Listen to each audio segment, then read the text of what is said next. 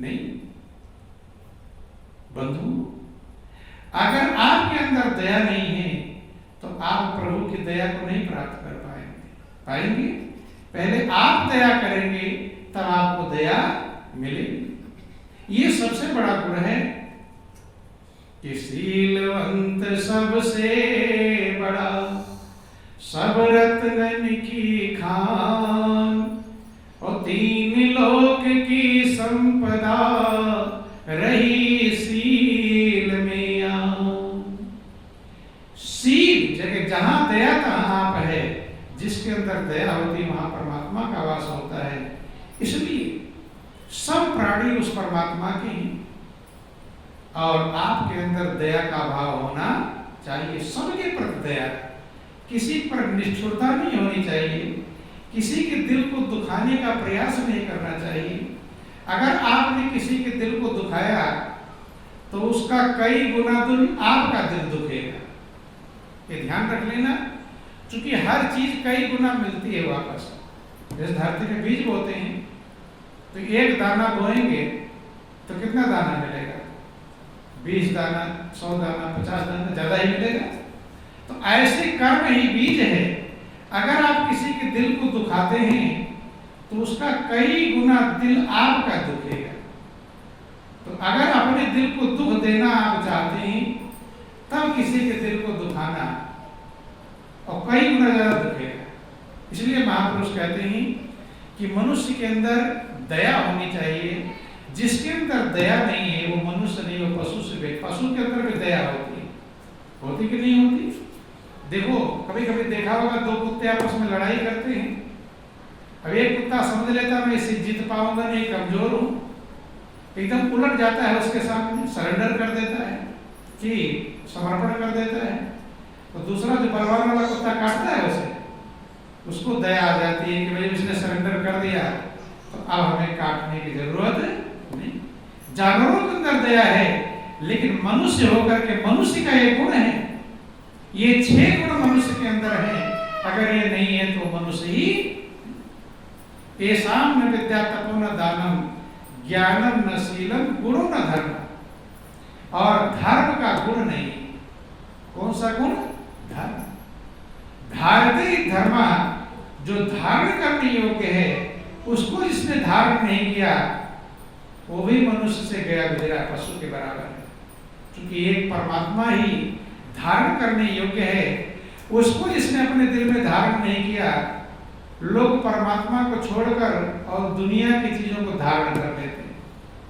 किसी ने कुछ धारण कर लिया, किसी ने कुछ धारण कर लिया, किसी ने कुछ धारण कर लिया। तो महापुरुष कहते कि वही मनुष्य नहीं। अब किसी ने शराब को धारण कर लिया, हर समय क्या ध्यान रहता है? शराब को क्या ध्यान रहता है?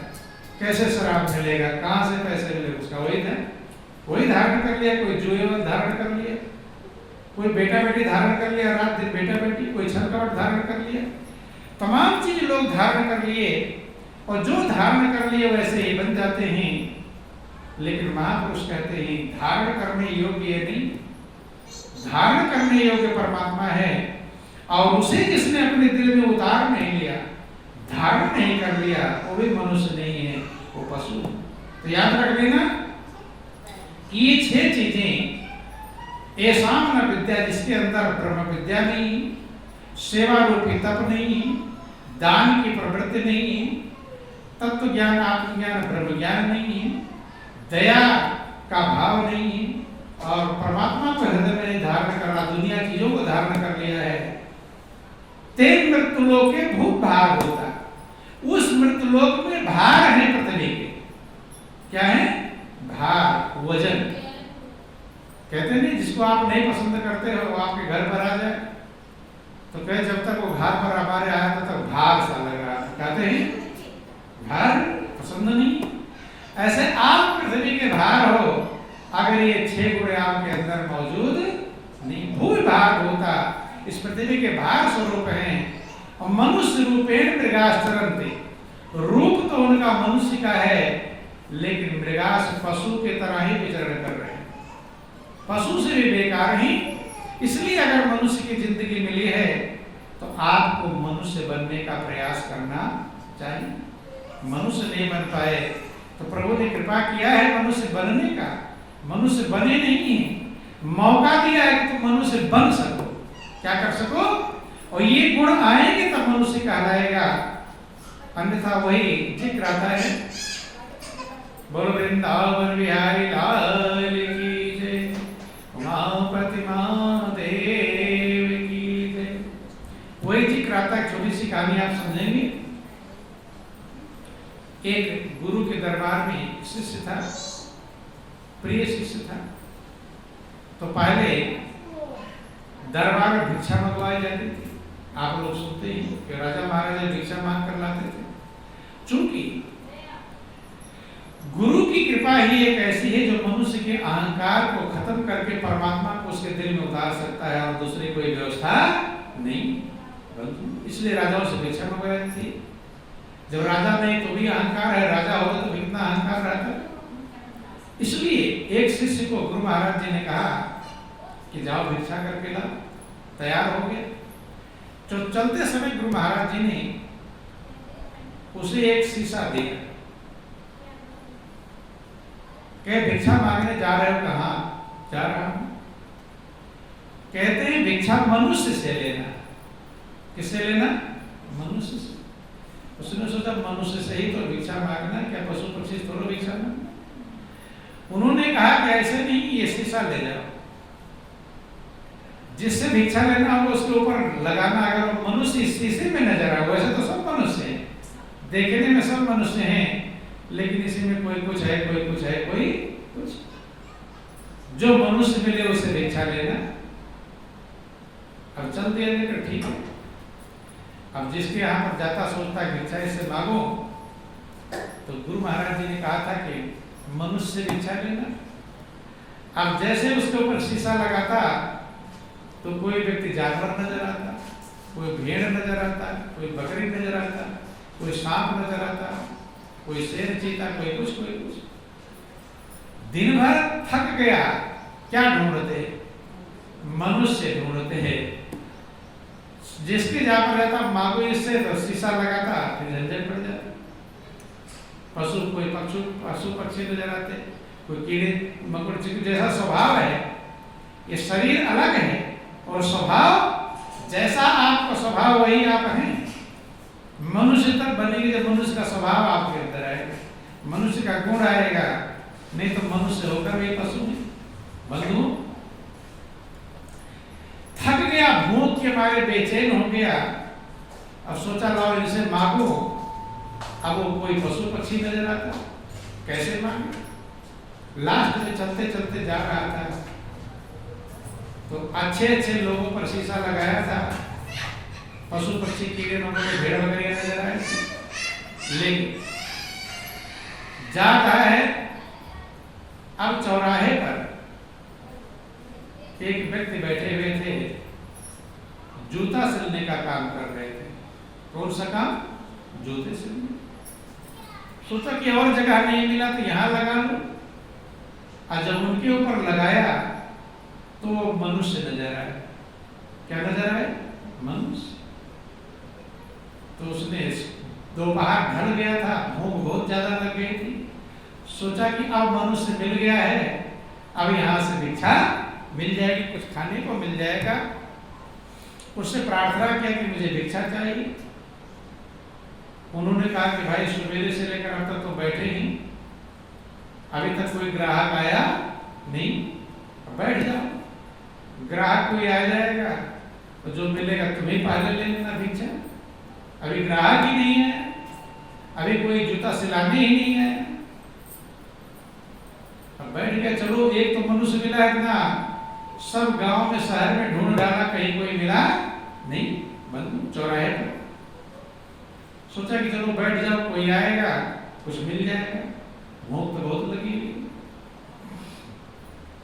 संजोग से कोई राजा घोड़े पर सवार होकर के आ रहा था जंगल के रास्ते। उसका एक जूता, घोड़ा तो चलते ही, घोड़ा उछला, स्पीड से भागा, जूता कहीं गिर गया। और जो गिर गया ढूंढा भी, लेकिन वो जूता घास पत्ते सब मिला नहीं। अब एक ही जूता है, एक जूता गिर गया। कभी तो इसके बच्चों के जूते गिर जाते हैं रास्ते में। आ गया रास्ते में, वहां चौराहे पर उसने बंदा बताया कि भाई एक जूता हमारा गिर गया, एक जूता और बना तैयार कर। तो उन्होंने, वो थोड़ा खुश हुआ भक्त, अब मुझे भिक्षा मिल जाएगा, कुछ खाने की व्यवस्था हो जाएगी। जूता तैयार कर दिया उन्होंने। जब वो देने लगे उसकी मजदूरी राजा, तो उन्होंने कहा ये नहीं कर दे दो, इनको जो बैठे हुए ये इंतजार कर रहे हैं, काफी देर हो गया भिक्षा, ये पहला जो मैंने बिक्री हुआ है ये इनको लिए।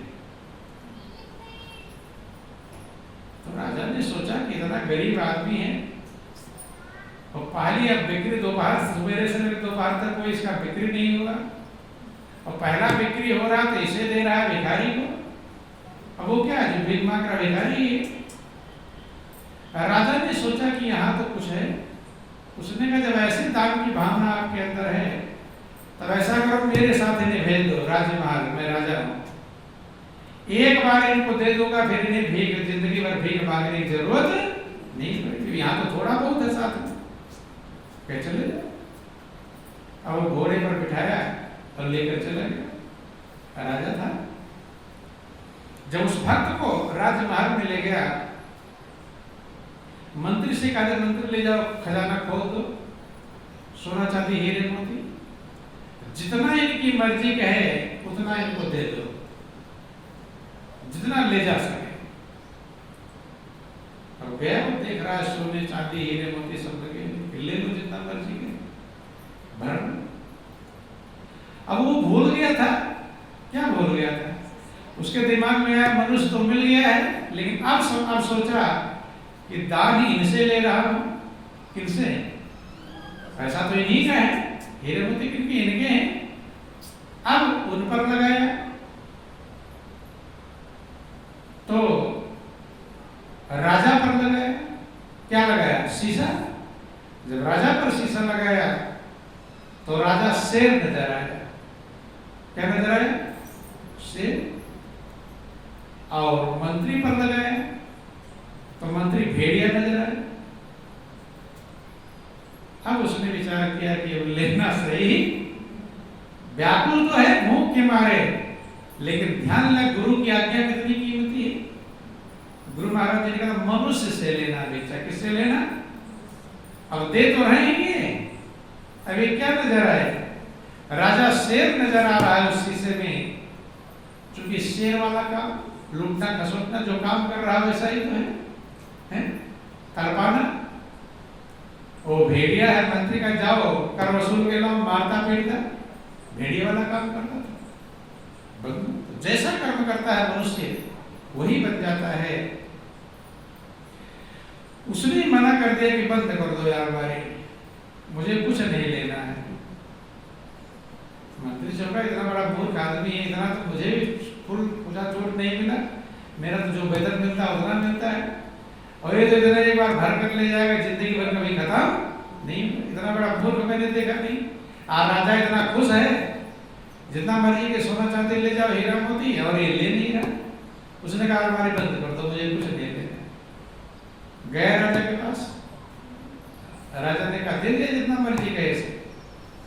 उसने कहा महाराज ये मना कर रहे, कुछ नहीं लेंगे। राजा भी चौंका कि भाई किसी को सोने चांदी हीरा मोती पूरा भंडार खोल दो, लेना, चौंकेंगे नहीं चौंकेंगे? राजा ने कहा क्या बात है कि मैं आपसे नहीं लूं। अब राजा उनसे क्या कहे? कहां ले गए? राजा घोड़े पर बिठा कर फिर कहां ले गया? जो चौराहे पर जूता सिलने वाले बैठे थे। कहे भाई क्या बात है, मैंने तो सोना चांदी हीरे मोती सारे खोल दिया भंडार, लेकिन ये लेने को तैयार नहीं। अब बैठे, उन्होंने कहा कि आप दो तो मैं ले सकता हूं। किससे? जो जूता सिल रहे थे। तुमसे तो मैं ले सकता हूं, उन लोगों से नहीं। राजा सोचा कि ये क्या मूर्ख है क्या, सोना चांदी के भंडार मिल रहे वहां नहीं लिया, यहाँ कहा रहा, यहाँ गरीब से कहा रहा मैं तुमसे ले सकता हूँ। तो वो जो जूता सिल रहे थे उन्होंने पूछा भाई क्या कारण है, आप कारण बतलाओ, ऐसा क्यों कर रहे हो? तब उन्होंने कहा कि देखो मैं गुरु की आज्ञा से भिक्षा मांगने आया हूं, और मेरे गुरु महाराज जी ने कहा था कि मनुष्य से भिक्षा लेना। किससे लेना? मनुष्य से। तो दिन भर ढूंढता रहा, जिससे मांगने की इच्छा होती कि मांगो, जैसे कि उसके ऊपर लगाता शीशा तो कोई बंदर, कोई भालू, कोई शेर, कोई हाथी, कोई बकरी, कोई पशु पक्षी नजर आते।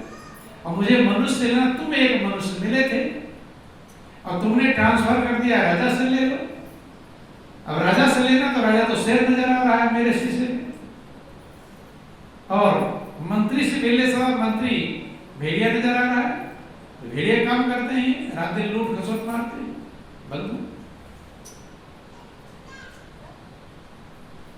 तब वो जो चौराहे पर जूता सिलने वाले बैठे थे उन्होंने समझाया इस बात। तो राजा ने कहा मैं समझा नहीं। तो मंत्री भी राजा का साथ में आया था देखने के लिए। जूता सिलने वाले व्यक्ति ने बोला कि ऐसा करो, अपने राज्य से, महल से आप रोटी मंगवाओ। क्या मंगवाओ? रोटी, खाना। मंत्री गया, खाना लाया।